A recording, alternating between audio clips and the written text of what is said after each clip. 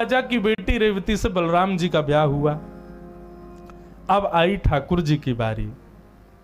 तो राजा सीत भीष्म को नाम विदर्भाधिपतिर्महान तस्य पंचा भवन पुत्रा कन्यैका च वरानना। एक भीष्मक राजा हैं, उनके 5 पुत्र हैं, एक पुत्री है, उसका नाम है रुक्मणी। ये रुक्मणी जी भीष्मक राजा को एक वन में प्राप्त हुई। बंधुओं, सीता जी भी जनक जी को वन में प्राप्त हुई।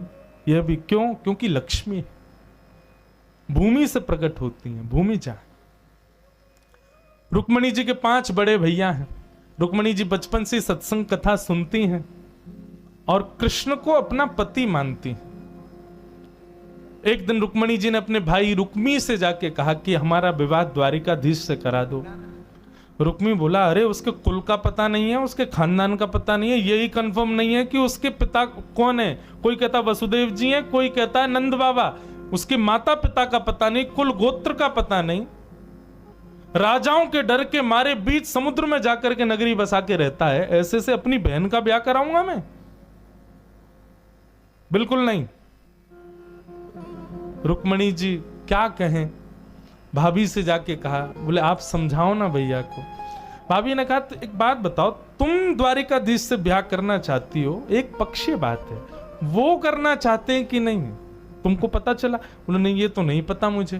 बोले पहले ये तो कंफर्मेशन करो कि उनको तुमसे ब्याह करना है कि नहीं। कैसे करूं? बोले पत्र लिखो। तब रुक्मणी जी ने पत्र लिखा। आज भी द्वारिका में रोज बंधुओं, द्वारिका के लोकल लोग रात्रि में द्वारिकाधीश को शयन कराते हैं तो रुक्मणी जी का पत्र सुनाते हैं। रुक्मणी जी ने 7 श्लोकों में पत्र लिखा। मानो प्रत्येक श्लोक में रुक्मणी जी ने एक फेरा ले लिया ठाकुर जी से। श्रुत्वा गुणान् भुवन सुंदर शृण्वतां ते निर्विश्य कर्ण विवरै हरतुंगतापम् रूपम दृशाम दृशिमताम अखिलार्थ लाभम त्वय्यच्युता विशति चित्रत पत्रपम में। यदि कोई नव विवाहिता या फिर जिसका विवाह ना हुआ हो या कोई भी माताएं रुक्मणी जी के पत्र को नित्य गान करे तो उनके पति में द्वारिकाधीश जैसे लक्षण आने प्रारंभ हो जाते हैं, द्वारिकाधीश जैसे गुण आ जाते हैं। इसलिए रुक्मणी जी का पत्र, वैसे तो शास्त्र आज्ञा है कि नव विवाह जिनका होने वाला है उनको नित्य पाठ करना चाहिए। द्वारिकाधीश जैसे थोड़े थोड़े गुण आ जाएंगे होने वाले पति में। रुक्मणी जी ने पत्र लिखा और एक ब्राह्मण को बुलाया। ब्राह्मण को बुला के कहा, लो द्वारिकाधीश को दे दो जितना जल्दी हो सके।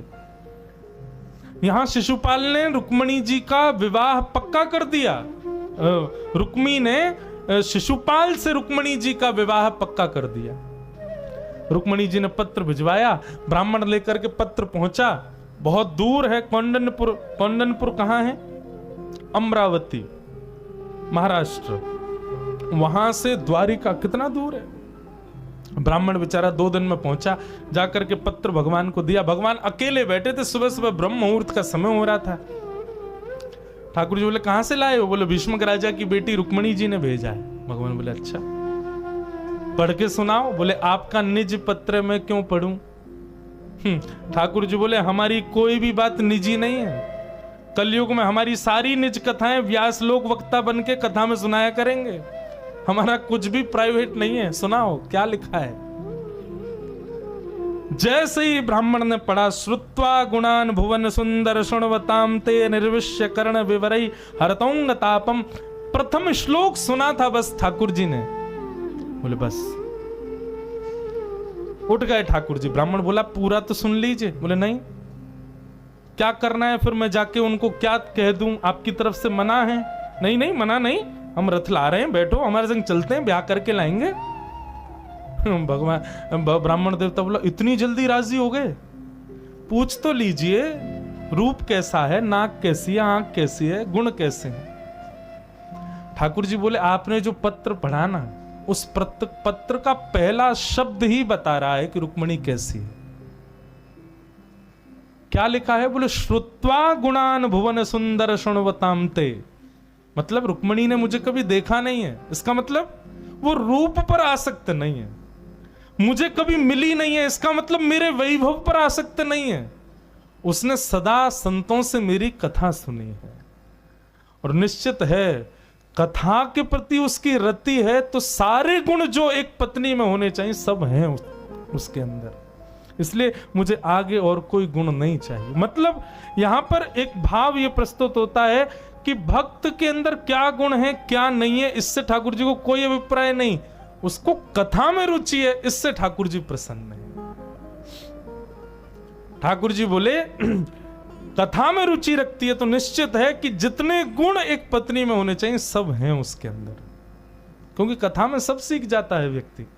चलो, और ब्राह्मण को रथ पर बैठा करके भगवान सीधे कौंडन्यपुर पहुंचे। ब्राह्मण को आने में लगे थे 2 दिन, लेकिन वापस पहुंचने में लगे चंद मिनट। भगवान ने तो हवा की तरह रथ दौड़ाया अपना। यहां रुक्मणी जी देवी पूजा के लिए जा रही हैं।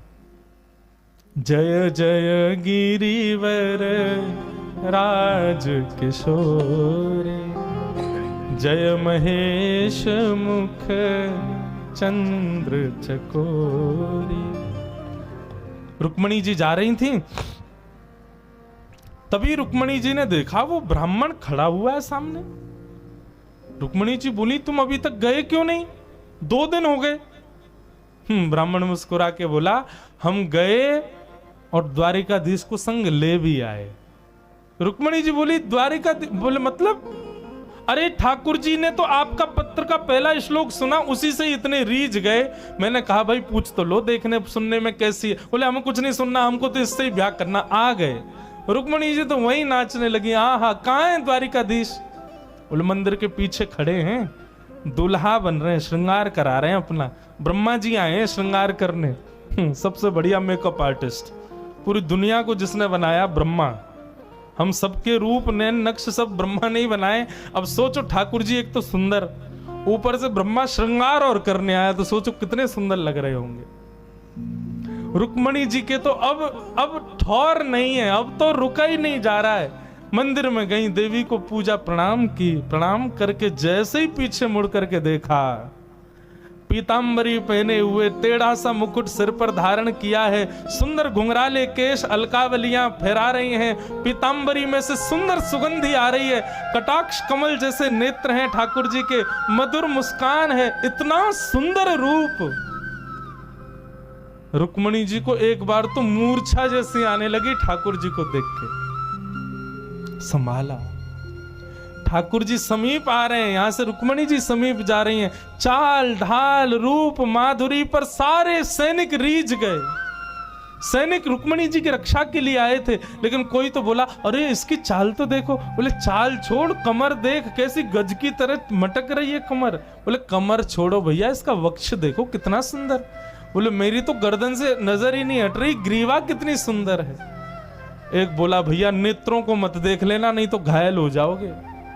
मैं अपनी कथा में एक पद गाता हूं।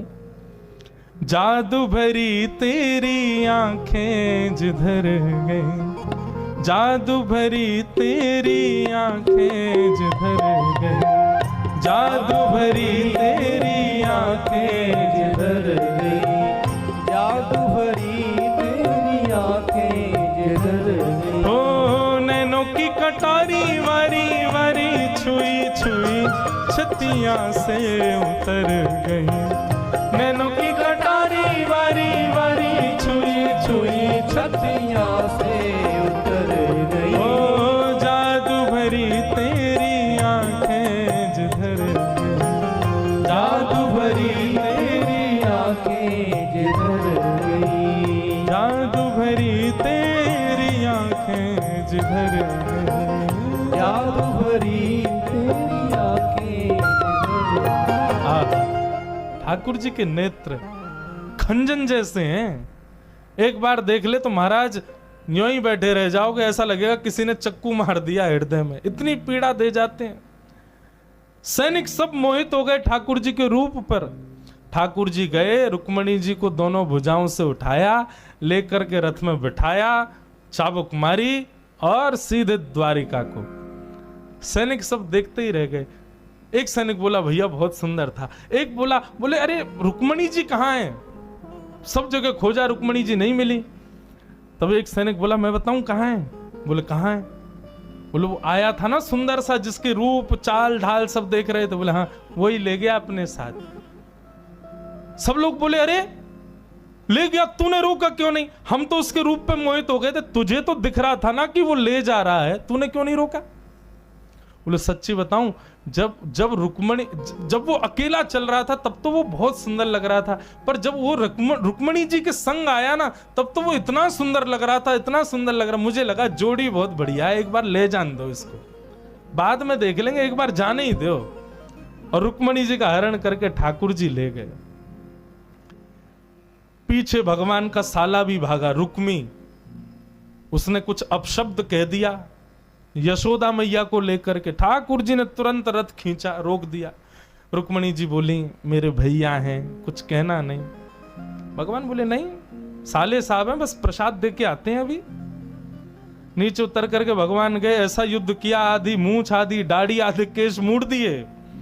बोले आइंदा यशोदा मैया के बारे में कुछ कही तो सोच लेना हम क्या करेंगे। बलराम जी तभी पहुंच गए तो बलराम जी ने रोका, नहीं तो भगवान तो गोविंदाय नमो नमः करने वाले थे।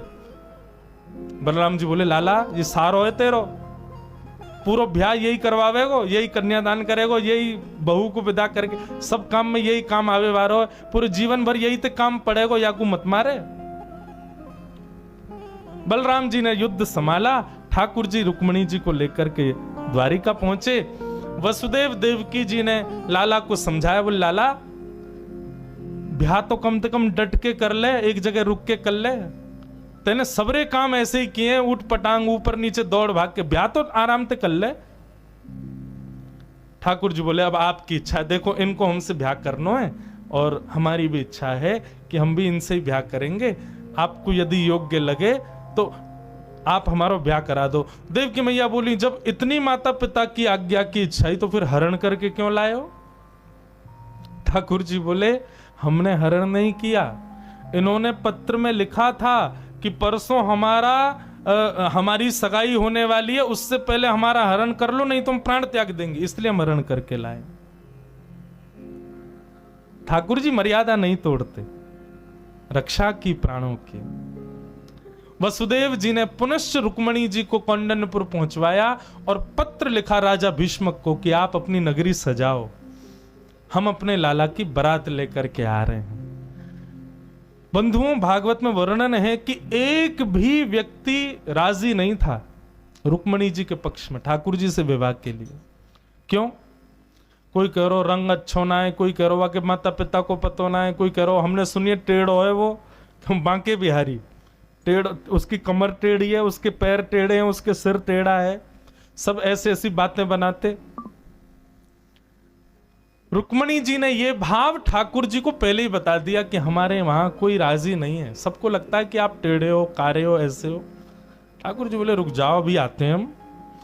ओ महाराज ऐसे तो ठाकुर जी बड़े सुंदर, लेकिन जब दुल्हा बनकर के कौंडन्यपुर आए तो वर्णन आता है कि अटारियों पर सालियां सरहेज खड़ी रहती हैं गारी सुनाने के लिए दुल्हा को, तो गारी तो दे रही थी। जब तक ठाकुर जी नीची नजर करके खड़े थे तब तक तो गारियां ठाकुर जी को दे रही थी। जैसे ही ठाकुर जी ने ऊपर देखा सखियों को, कटाक्ष से जैसे ही देखा तो जो गाली द्वारिकाधीश को देनी थी वो गारी भीष्मक राजा को देने लगी, उल्टी गारी अपने परिवार को देने लगी। ओहो, ठाकुर जी की रूप माधुरी पर सब रिजवार हो गए, जो देख रहा है वही बलैया ले रहा है। और सब अब तक जो द्वारिकाधीश की निंदा कर रहे थे सब रुक्मणी जी से जाके कह रहे हैं तेने कौन सी तपस्या की जो ऐसे पति मिले, रूप देखो, सौंदर्य देखो, गुण देखो, चाल देखो। हाँ हाँ, ऐसे बंधुओं ठाकुर जी का विवाह रुक्मणी जी के साथ में सुसंपन्न हुआ। बोलो रुक्मणी रमण भगवान की। 2 मिनट बड़े भाव से गाओ, सब लोग सांवरिया बोलना है। ब्याह है ठाकुर जी को, अपनी जगह खड़े है कि नेक ताली बजाए दो, नेक बारात सी लगे तो सही कि हाँ नेक ब्याह भयो है। हो मोहे प्यारो लागे सावरिया, मोहे प्यारो लागे सावरिया, आज दुल्हा बने हैं सावरिया, ओ बड़े सुंदर सजे हैं सावरिया, ओ ये तो द्वारिका के राजा सावरिया, ओ जग के प्रतिपालक सावरिया, मोहे प्यारो लागे सावरिया, ओ मोहे प्यारो प्यारो लागे सावरिया, आज दुल्हा बने हैं सावरिया, ओ बड़े चोखे सजे हैं सावरिया, ओ बड़े नीके सजे हैं सावरिया, ओ बड़े प्यारे लगे हैं सावरिया, मोहे प्यारो लागे सावरिया, मोहे प्यारो लागे ओ मोहे प्यारो लागे सावरिया, ओ मोहे प्यारो प्यारो लागे सावरिया, तेरा किसने किया श्रृंगार सांवरे तेरा किसने किया श्रृंगार सावरे, तेरा किसने किया श्रृंगार सांवरे तेरा किसने किया श्रृंगार सावरे, ए लगे दुल्हा सा दिलदार सांवरे लगे दुल्हा सावरदार सावरे, लगे दुल्हा सा दिलदार सांवरे लगे दुल्हा सावरदार सावरे, तेरा किसने किया श्रृंगार सांवरे तेरा किसने किया श्रृंगार सावरे, ओ मस्तक पर मलयागर चंदन के सर तिलक लगाया मस्तक पर मलयागिर चंदन के सर तिलक लगाया, मोर मुकुट कानों में कुंडल इत्र खूब बरसाया और मुकुट कानों में कुंडल रत्न खूब बरसाया, महकता रहे ये दरबार सांवरे महकता रहे ये दरबार सावरे, ओ महकता रहे ये दरबार सांवरे महकता रहे ये दरबार सावरे, तो तेरा किसने किया श्रृंगार सांवरे तेरा किसने किया श्रृंगार सावरे, ओ तेरा किसने किया श्रृंगार सांवरे तेरा किसने किया द्वारिकाधीश की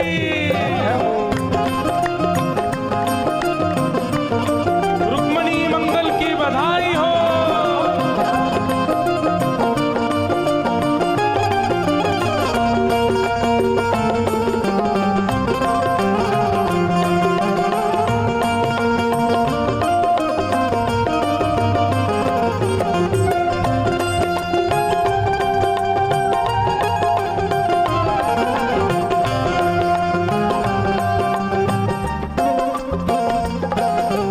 बोल कन्हैया बोल तुम्हें मैं कौन सा भजन सुनाऊं बोल कन्हैया बोल तुझे मैं कौन सा भजन सुनाऊं, ऐसा कोई राग बता दे तू नाचे मैं गाऊं ऐसा कोई राग बता दे तू नाचे मेरा, नचाता रहूं मैं हर बार सांवरे चाहता रहूं मैं हर बार सावरे, ओ नचाता रहूं मैं हर बार सांवरे चाहता रहूं मैं हर बार सावरे, ओ तेरा किसने किया श्रृंगार सांवरे तेरा किसने किया श्रृंगार सावरे, ओ तेरा किसने किया श्रृंगार सांवरे